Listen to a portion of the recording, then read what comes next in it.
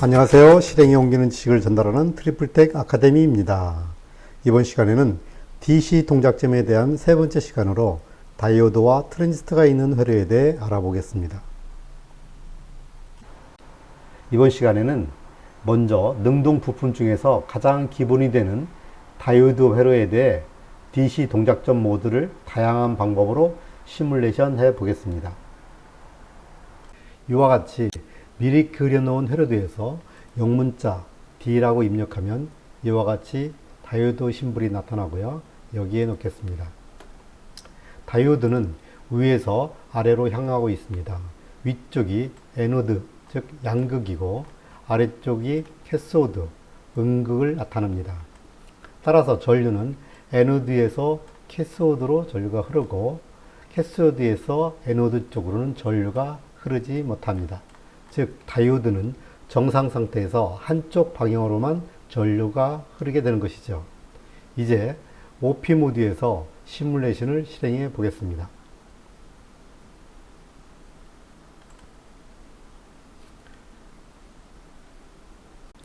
노드 B점의 전압을 주의 있게 관찰해 주시기 바랍니다. B점의 전압, 즉 다이오드의 순방향 전압은 약 0.8V이고 다이오드에 흐르는 전류는 0.4A, 약 418mA가 흐르고 있습니다. 일반적으로 실리콘 다이오드의 순방향 전압은 0.6에서 0.7V입니다. 그러므로 다이오드는 이렇게 저항과 순방향 전압으로 등가 회로로 표시할 수 있습니다. 이때 이 저항은 다이오드의 직렬 저항이고 이 전압은 다이오드의 순방향 전압입니다. 이 순방향 전압은 실리콘의 경우 VF 값이 대략 0.6에서 0.7V 정도 됩니다.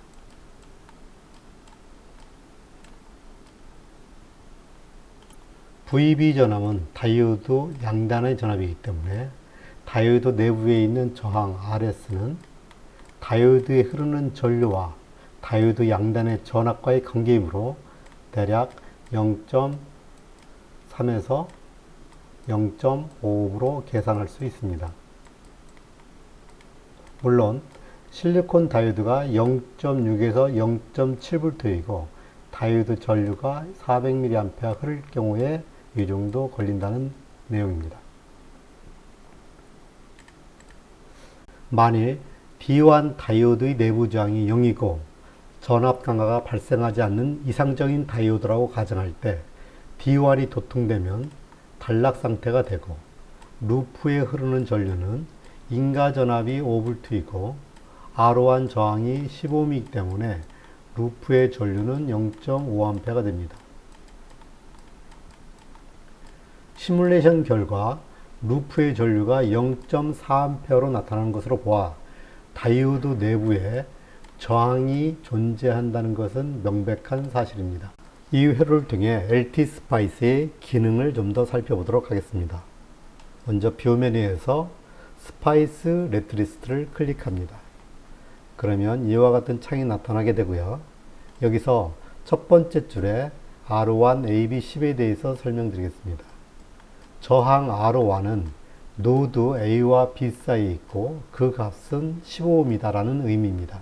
같은 방법으로 V1은 노드 A와 0V 사이에 5V가 있다는 것을 의미하고요. 다이오드 D1은 노드 B와 0V 사이에 다이오드가 있다는 것을 의미합니다. 여기서 모델은 이 다이오드의 라이브러리 파일을 지정하는 것인데요. LT스파이스의 라이브러리 파일에 standard.dio에 라이브러리가 등록되어 있습니다. 여기서 이 D는 D1 다이오드의 형명을 나타내는 것입니다. 그래서 첫 번째에 기입하는 것이고요. 뒤에 있는 D는 D1 다이오드의 각종 파라미터들을 표기하는 부분입니다. 이상으로 간단하게 LT스파이스의 스파이스 네트리스트에 대해서 살펴보았습니다. 이제 다이오드의 파트 넘버를 변경해 보겠습니다. 펑션키 F1을 누르고 검색창에 다이오드라고 입력하고 검색하면 이와 같이 다이오드에 대한 신텍스와 파라미터를 볼 수 있습니다. 여기에서 다이오드에 대한 모델식을 복사하여 가져오겠습니다. 그리고 에디트 텍스트 창에 가져온 것을 붙여놓고 스파이스 디렉티브를 선택한 후 OK 버튼을 누르겠습니다. 이제 다이오드의 파트 네임이 현재가 D로 되어 있는데 My Ideal 다이오드로 변경하겠습니다.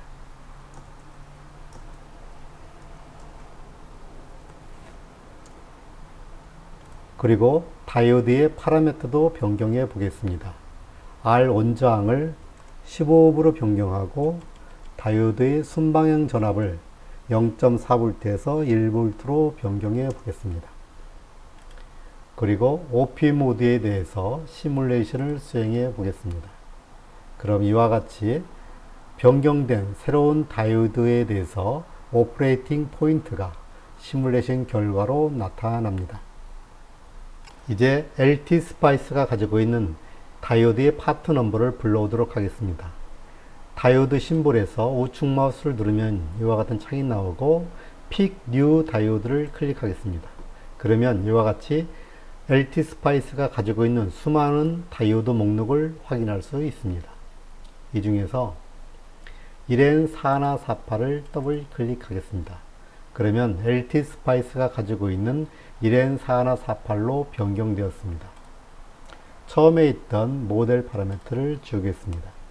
그리고 OP 모드에 대해서 시뮬레이션을 수행하겠습니다. 그러면 이와 같이 1N4148에 대한 오퍼레이팅 포인트가 새롭게 계산됩니다.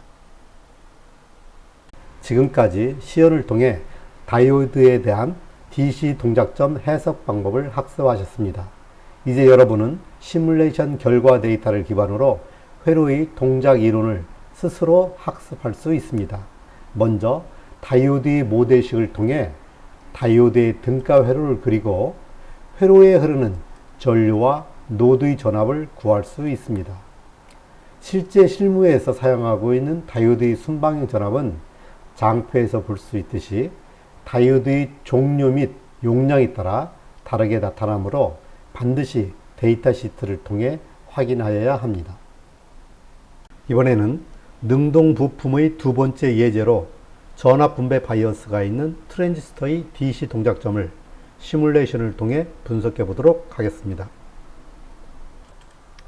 설명하는 시간을 좀 더 줄이기 위해 미리 회로도를 그려 놓았습니다.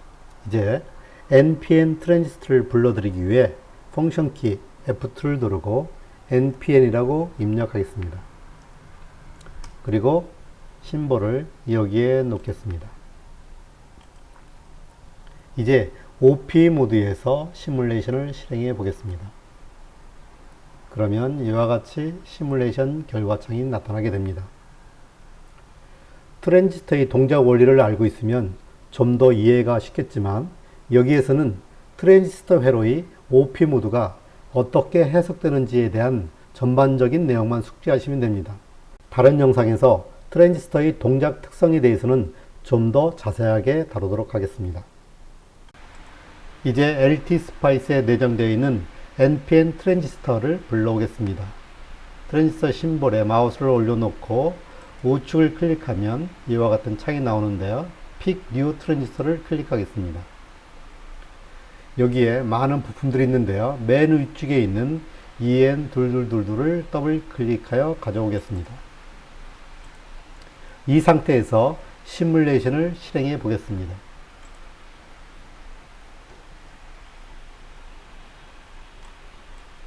그러면 새로운 트랜지스터에 의해 DC 동작점이 재계산되었습니다.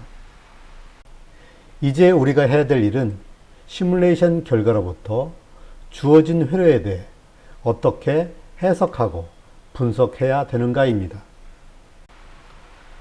이론적인 설명을 보충해 보도록 하겠습니다.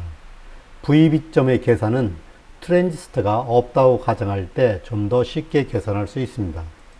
따라서 트랜지스터를 지워 보겠습니다.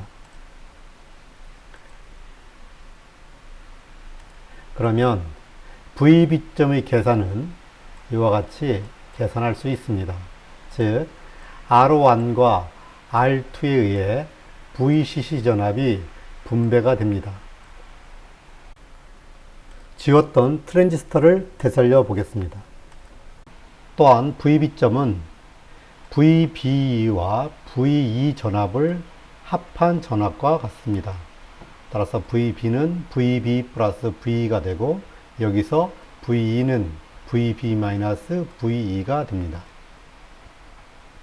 그리고 트랜지스터의 에미터 전류는 IB와 IC 전류가 더해진 것으로 나타나는데요. 이때 IB 전류가 매우 작기 때문에 IE 전류는 거의 IC 전류와 같게 됩니다. 따라서 식으로는 이와 같이 표현되고요. 여기서 IE 전류는 에미터에 걸리는 전압과 알파의 관계로부터 계산할 수 있습니다. 그리고 VC 전압은 트랜지스터의 VC 전압과 VE 전압을 합한 전압과 같습니다. 식으로 표현하면 VC 전압은 VC 플러스 VE가 되고 따라서 VC는 VC 마이너스 VE가 됩니다. 마지막으로 전체의 VCC 전압은 VC 전압에다가 R3에 걸리는 전압을 합한 전압과 같습니다. 식으로 표현하면 VCC는 VR3 플러스 VC 플러스 VE 전압으로 표현됩니다. 따라서 VC 전압은 전체 VCC에서 R3에 걸린 전압을 빼면 됩니다. 이와 같이 시뮬레이션 결과 데이터를 통해 이론식과 연계하면 회로 해석이 보다 효과적으로 수행됨을 직접 체험할 수 있습니다. 이상으로 예제 4 다이오드 회로와 예제 5 트랜지스터 회로가 있는 능동 부품 회로에서 DC 동작점을 해석하는 방법과 LT 스파이스의 기본 기능에 대해서 알아보았습니다.